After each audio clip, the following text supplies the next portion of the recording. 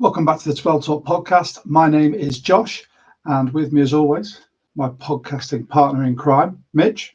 How you doing, Mitch? You all right? All good, mate. You good? Yeah, good, mate. Good. Well, we've got a very special pod for people today.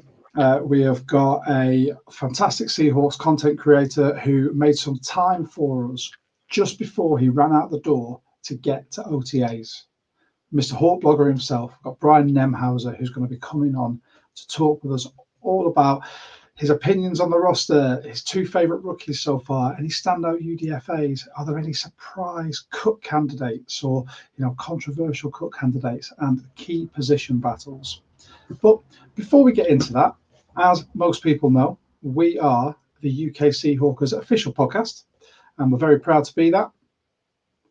You can join the UK Seahawkers for as little as £12 a year for an individual membership, £20 for a family membership of up to 4 people at the same address.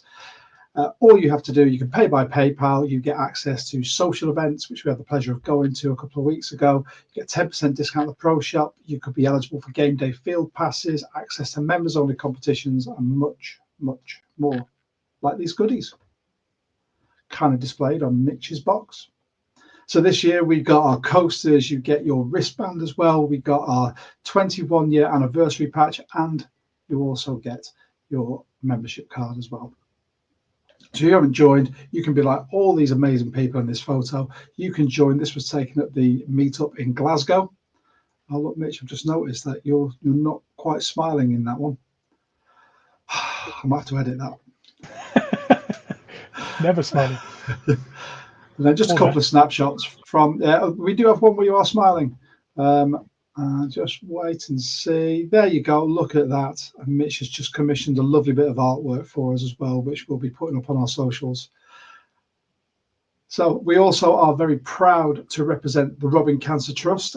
This man wearing the giant testicles is Toby. He is the chairman of the Robbing Cancer Trust. He's running 500 kilometers dressed as a ball bag with a goal to save lives. Check out the Robbing Cancer Trust on their website, www.robbingcancertrust.org, and you can find out all about Toby's challenge. His aim is to raise awareness and £240,000 for life-saving initiatives to help spread the word and raise awareness for germ cell and ovarian cancer.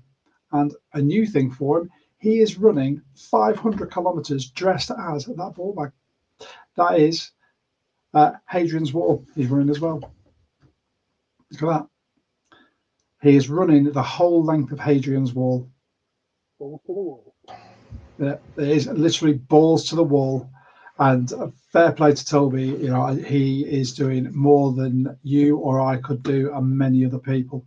So, with that in mind, we want to say thank you very much to everyone who supports us. If you are joining in for the first time, by all means, you can subscribe, and hit the notification bell. It really helps us. You can find us on YouTube, Spotify, Apple, Amazon. You can leave us a review on any of those. It really helps get our reach out there and helps us talk to more 12s. And if you want to talk to 12s from all around the world, you can join our Discord. Master of the Discord is this man here, Discord King, and we have got 12s from all over the world, and we're constantly talking Seahawks with OTAs here. They're here. We are going to be talking more about that, throwing in some little bit of hyperbole, talking all about who could stand out, who we're looking forward to watching as well. But apart from that, Mitch, I think we should get on to speak to Brian, because it was a fantastic chat. And if you're with me, should we hit the theme music and then get straight into it? Nice.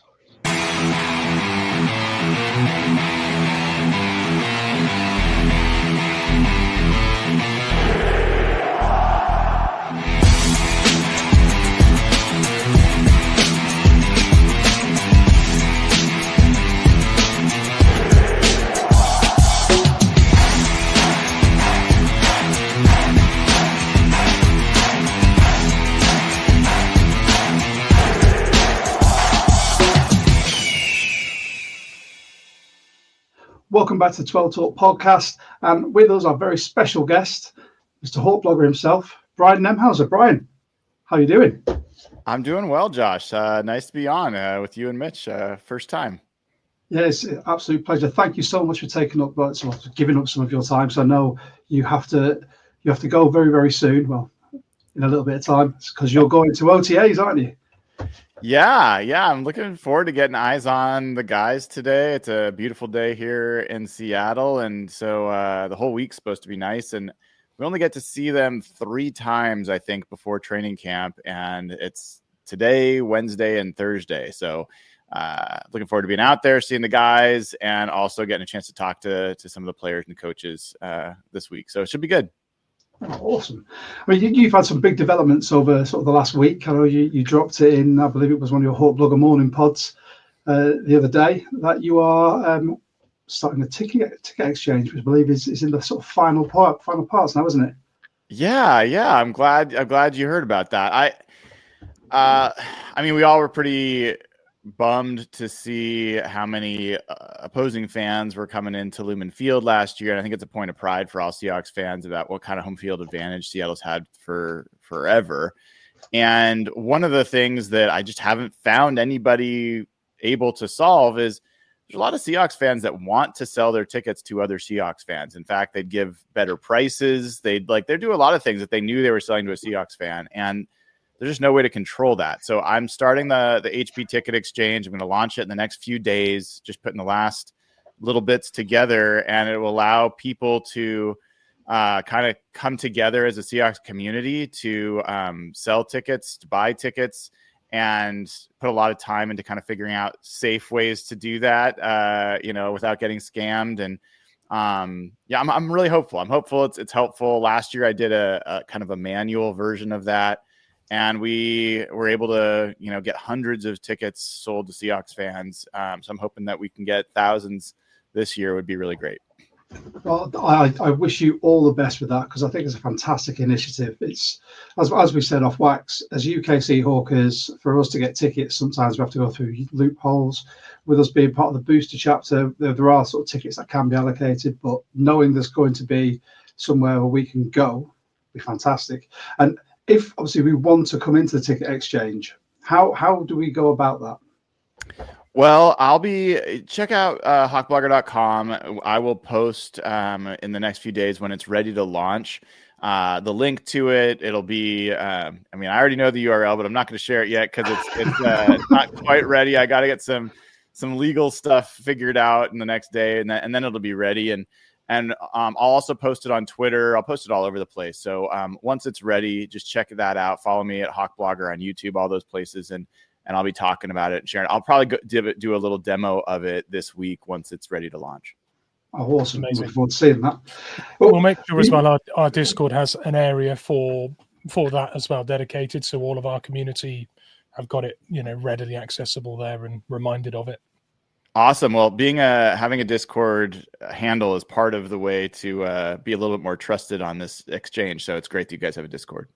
Oh, nice. Awesome. Well, shall we get down to the reason we've invited you onto the pod? Yeah. You've very, very graciously given us some of your time. We've got a few topics we wanted to go over, and I'll start with the first one. There's been a lot of change and a lot of sort of roster churn, with sort of Gino going out, with Sam Darnold coming in, various other bits and sort of pieces. What's your opinion on the roster at the moment, sort of as it stands? Yeah, it's obviously a multi-layered question. If you look at overall, I think that this roster has the potential to be a better group of players than the one that they had last year.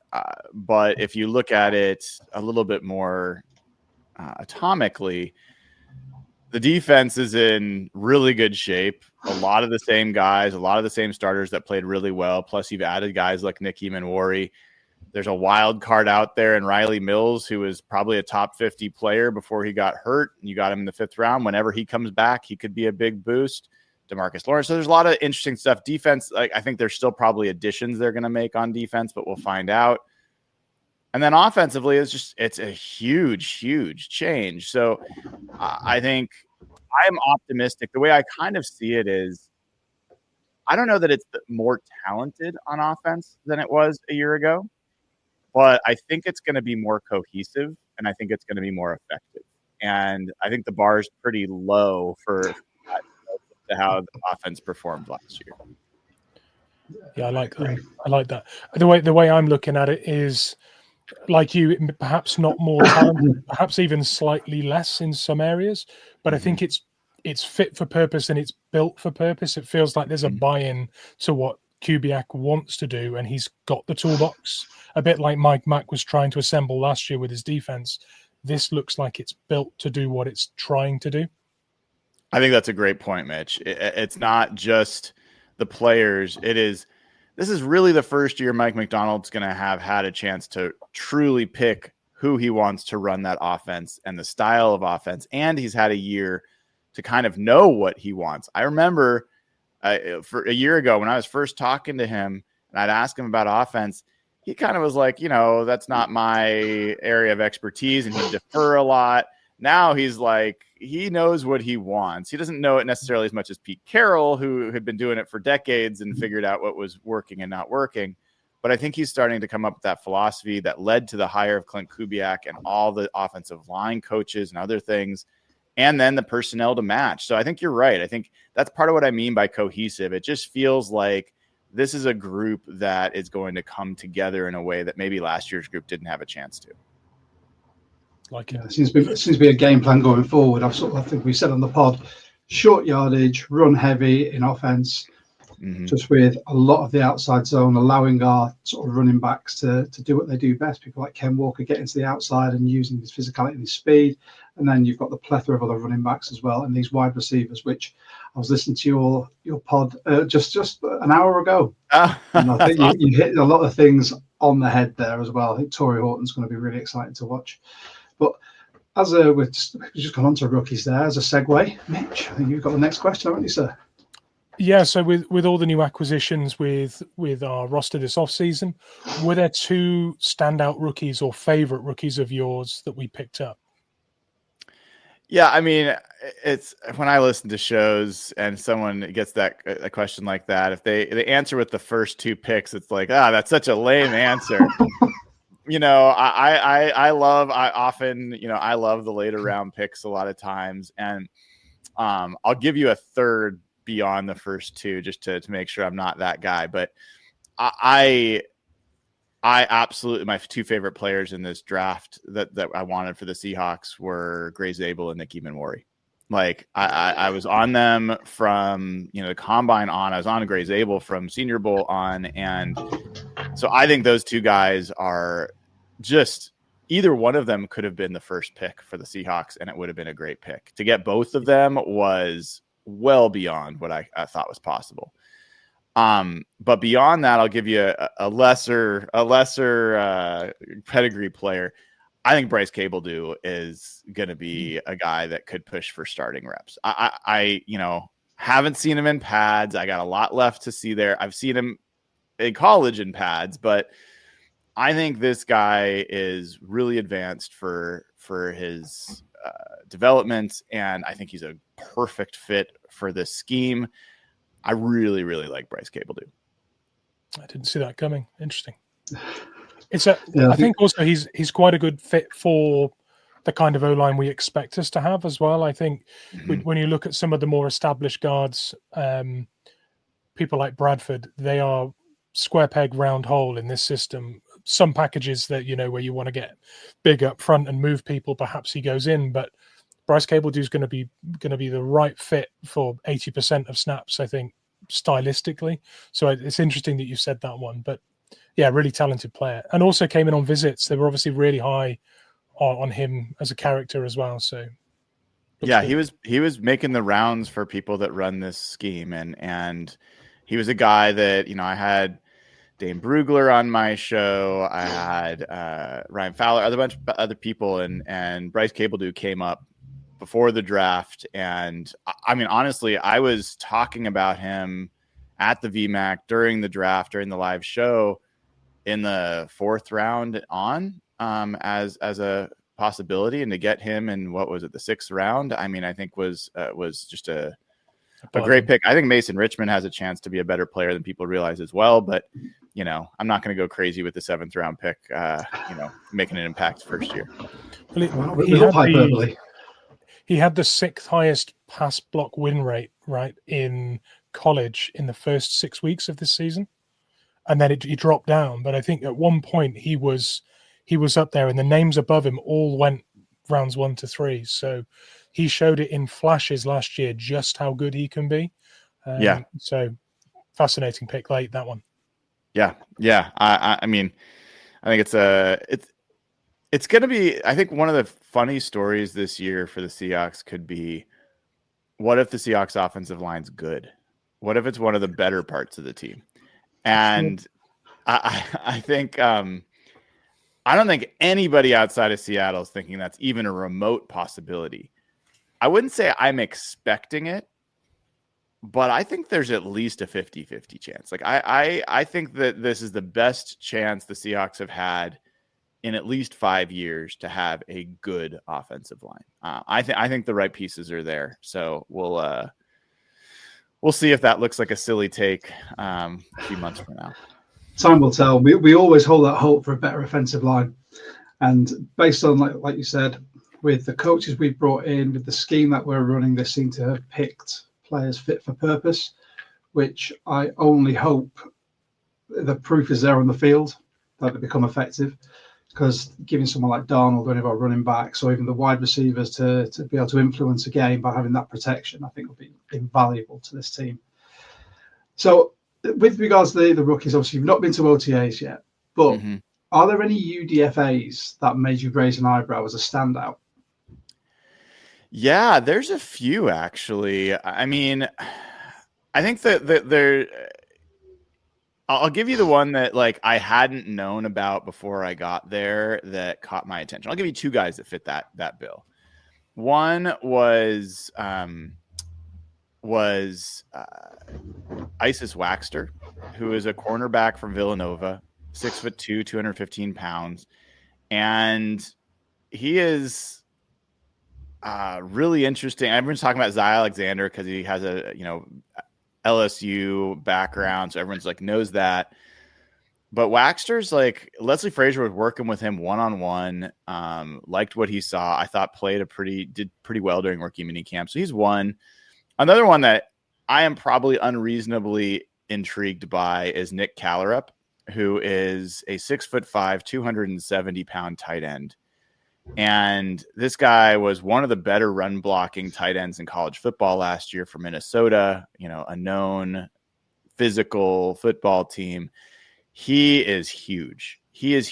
And I think the potential, if Eric Saubert is the guy that people expect because they signed him as a vet, he's played in this offense. He's kind of to be that blocking tight end role. AJ Barner's kind of the mix between blocking and receiving, and Elijah Arroyo, Noah Fant are more of the stretch tight ends. Saubert's kind of the physical guy, the heavy. I think Nick Callerup has a chance to knock him off, depending on how he plays in this camp, and so he's a guy I would keep an eye on. The other one I would just share. I need to see him, in 1v1s and other stuff, but Amari Kite, who is the left tackle, played at Alabama for a few years before moving down to, I think, UCF. He is a big man, and obviously an elite athlete to be recruited and playing at Alabama. I don't think he's likely to make the roster, but he could be a guy that could push for practice squad. He's definitely got the athletic profile to be on that list. I mean, other people are going to talk about Jared Ivey. I'm interested in Jared Ivey. I'm not as interested in other people because I think his physical profile is not quite as intriguing to me. His ceiling doesn't seem to be quite as high, but we'll see. We'll see how he looks once the pads come on and whether he's moving people around. And that's what it all boils down to. When the pads are on, it's all well and good being in sort of the underwear Olympics. Yeah. But when the pads come on, that's when you see the physicality of a player, the intent, and I will be taking notes of all of those and watching with great interest now. Absolutely. I mean, it is a celebratory day when the pads come on the first time and you can actually see 1v1s and you feel the difference in the intensity in practice. And look, Gray Zabel, for example, he made himself a lot of money in the Senior Bowl with pads on. And if there'd not been a Senior Bowl, if there'd only been combine where no pads and no hitting, I don't know that Gray Zabel goes anywhere close to where he went in this draft. So it matters. It matters not just to us, but to the coaches and to the people that are evaluating these guys.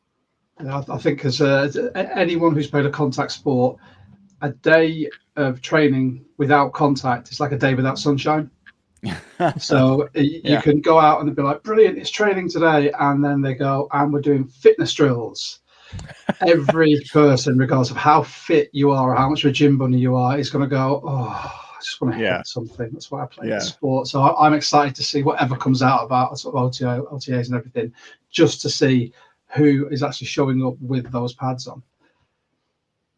So, time for some controversy. So, surprise cut candidate or controversial cut candidate? Is there someone on the roster, perhaps a fan favorite, someone that's been there for a while, that you think might get edged out by the new rookie class? May not make the 53. Who's at risk? Yeah, that's an interesting one. I mean, it depends on what you would think of as surprise. That's the challenge of that question. Mm-hmm. I think there is an outside chance that Marquez Valdes-Scantling doesn't make the roster.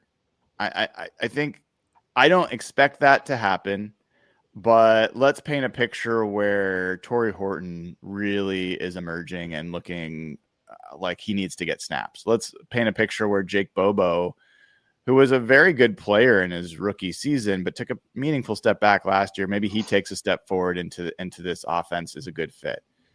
Maybe Cody White, maybe Ricky White. Like, there's some interesting names there that could step forward. And if Marquez Valdes-Scantling, who's been a bit of a journeyman, if he looks more like that player than the one he did for Clint Kubiak, where he was really an outstanding big play threat in the 7 games he started with them, then maybe he doesn't make the roster. I think that's like an outside possibility. Maybe if I'm looking around, another one that I think might surprise some people would be Kenny McIntosh. So Kenny McIntosh, when he got in last year, played really well. And I think he's also a really good fit for this scheme, the outside zone. But Damian Martinez is a really, really interesting player. I think George Halani still is people forget this is the guy who Ashton Genty was sitting behind, was backing up in college. He's really talented. There's a chance Kenny McIntosh doesn't make it. So those are the two that kind of come to mind for me. Yeah, I'm curious. I'll give you one more that I don't know if this would be a surprise for people, is Mike Morris. So I think Mike Morris has not had the year that we've wanted from him yet. And I think, congrats to him. I think they got married. He and his fiance got married this offseason. Is he going to come back physically where he needs to be like to earn a spot? Because he lost his role last year when they traded for Roy Robertson Harris. So he is a guy, I don't know if that'd be a surprise to some folks, but he's a guy I was very high on and just has not necessarily lived up to that so far. So some background with Mike Morris. Mitch has got a habit of our pre-draft pods where he will pick 1 or 2 players that are Seahawks players. He called Mike Morris, he called AJ Barner, and who was it this year? He said him on Wire, and Torrey Horton as well. So he called Eminori as well, yeah. Yeah, so Mike Morris going would be like a dagger to the heart. But we've had this conversation on this pod where you would anticipate Mike McDonald knows what to do with him, having coached him at Michigan.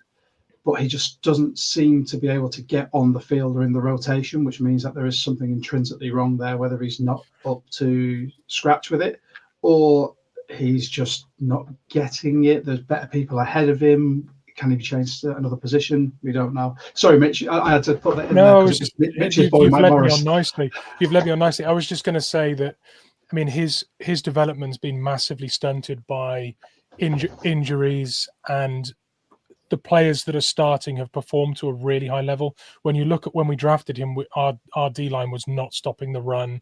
We had real problems getting after the passer and creating pressure. we've now got a really good D line that is probably one of the possibly top 5 in the league in terms of pressures. They need to get home more on sacks, but defending the run now, they're very, very good too. Mike Morris, to get into that now, needs to stay fit, soak up the snaps he can, and get up to speed in the NFL and get back on track. He's got the best coach for it, but the opportunity is drying up in front of him, I think. So it will be a shame, but I could see it happening. Yeah, I think you hit on it in the right way. The injuries certainly have affected. When I talked to Mike last year, he was still trying to get his confidence back as well. But even once he was out there playing for the first half of that year, he was getting 15, 20 snaps, which is meaningful numbers for a defensive line, rotational player. His play strength just isn't there. And so he needs, he's a guy that absolutely needs to be one of those guys you're like, wow, he's really had an off season that changed his body, or he's feeling much stronger. I'm not sure I've seen that from the images I've seen so far. Those are just images, but I'll have to see and I'll have to talk to him. But he and Anthony Bradford are two guys that need, if they want to resurrect their careers, they need to take their preparation in the weight room to I think a different level. Yeah. These become serious, especially when you hit the pros now with the competition we've got. With mentioning those and the surprise cut candidates, one last topic we've got: key position battles. So out of the whole roster, you can give us 2 if it's easier, or because I know there's going to be some everywhere, but what positions are you going to be looking at the most to have these battles? Well, I mean, it shouldn't come as no surprise that, the offensive line in general, there's a few spots there that are going to make or break this team. I'm assuming Gray Zabel is going to start at left guard. I assume obviously Abe Lucas and Charles Cross have locked down the tackle positions. Those other 2 positions are going to be absolutely key. And I think right guard is the one of all position battles on the whole roster that it's going to have a huge impact on how this team plays out. And whether it's Christian Haynes proving that he was worth a 3rd-round pick last year, better fit for his strengths in this zone scheme, whether it's Satawa Lamea, who I loved how he came on and played with such physicality and emotion last year and really helped the run game, whether it's Bryce Cabledew, maybe Anthony Bradford, has a resurrection, who knows? But there's a lot of potential guys that could be a fit there. And so that one to me is huge. Obviously center as well between Olu Oluwatimi and Jalen Sundell. I think most people assume it's just going to be Olu, but I know that the team really thinks highly of Jalen Sundell, and I wouldn't be surprised if he ends up starting next to his college roommate, Gray Zabel. So I think those are 2 that definitely jump off for me. Another one to kind of watch, I don't know if I'd call it a battle, but it kind of fits into your surprise cuts. It's different than a cut, though. If Elijah Arroyo, AJ Barner, and then another guy, whether it's Saubert or Callerup, look really good, I just continue to think Noah Fant's not a necessary part of this roster or the salary cap setup that they've got right now. So depending on what happens in that tight end room, I think you could see some shuffling there. So it's not as much a battle as a pretty key position that could affect a lot of other things. I think those are the ones that really jump out. You could talk about some stuff on defense, but most things are settled there. Other than maybe the other cornerback position, and maybe you can talk about some of the safety stuff. Yeah, perfect. I think the cornerback is something that we've been speaking about a lot. I know you said that Tariq Woolen is obviously up there. I have a love-hate relationship with Reek. You're not alone. I know. And it usually generates quite a bit of conversation on this pod. The safety battle, I think, dependent on sort of who comes in. I heard you talk about Jarek Reed as well on your pod, who I've been very high on since him coming out of New Mexico. I think it's been absolutely... He's undervalued as a special teamer, but I've always classed him as Quandre Diggs 2.0. And I think he would give a lot of sort of flexibility within that safety room as well. When you look at the 4 that are there in Love, Brian, Imanwari, and him, So there's a lot of movement there. But I just want to say thank you so much, Brian. I don't want to keep you for too long because I know that you're trying to get out the door to go to OTAs, and that is a very important thing. But before you do go, do you want to tell everyone who may not know or may not be subscribed where they can find you and what you've got coming up? Yeah, absolutely. And it's great being on with you guys. I'll make sure and check out some of the stuff I might have missed. But anywhere you look for your content, YouTube, Spotify, Instagram, anywhere, you just go to @HAWKBLOGGER. You'll find me there. HAWKBLOGGER.com is where I post content. And then mostly, my daily show, HAWKBLOGGER Mornings, is on there at YouTube and all those other places. And then every week, Wednesday evenings, at least in the Pacific Northwest, it's a Wednesday evening. We do Real Hawk Talk with a varying list of co-hosts. So always fun to bring those folks together. So yeah, those are the best places to find us. Perfect. And obviously, if you're watching this, thank you very much. You can like, subscribe, hit the notification bell. You can find us on basically everything that Brian's on as well, because we are all over the podcasting and social media world at 12 Talk. But I just like to say a massive thank you for freeing up a bit of your time for us today, Brian. We really, really do appreciate it. And hopefully anyone who is watching this, if they haven't already, they'll go over and subscribe. And I know they can become a Patreon as well. Can't they, HAWKBLOGGER? Yeah, patreon.com/HAWKBLOGGER. There we go. But I mean, from me, from Mitch, just a massive thank you, sir. So we do like to sign off with a Go Hawks. Are you okay with signing off that way? Absolutely. Perfect. So we'll do on the count of 3. 1, 2, 3. Go Hawks. Go Hawks.